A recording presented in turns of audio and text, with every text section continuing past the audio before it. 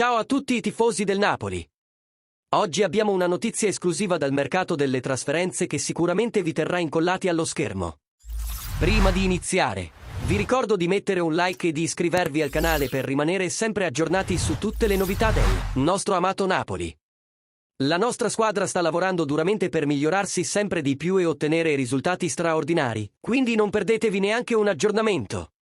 Secondo quanto riportato dal noto giornale iberico Mundo Deportivo, il Napoli sarebbe interessato al centrocampista esperto del Barcellona, Oriol Romeu.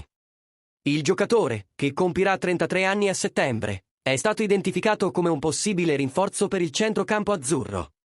Tuttavia, l'operazione non si preannuncia semplice.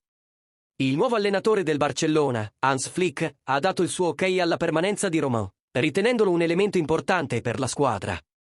Inoltre, Romeu non sembra molto attratto dall'ipotesi di trasferirsi al Napoli, principalmente a causa della mancata partecipazione degli azzurri alle competizioni europee.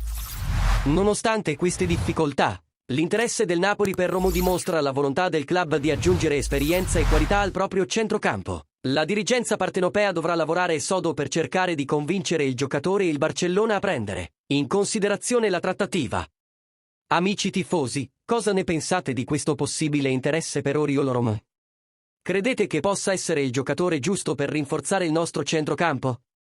E quali sono le vostre aspettative per il futuro del nostro club, considerando queste possibili mosse di mercato? Fatecelo sapere nei commenti qui sotto e condividete le vostre idee con noi. Non dimenticate di mettere un like e di iscrivervi al canale per non perdere nessuna notizia sul Napoli. Insieme, continueremo a sostenere e a tifare per un futuro luminoso del nostro club. Forza Napoli, sempre!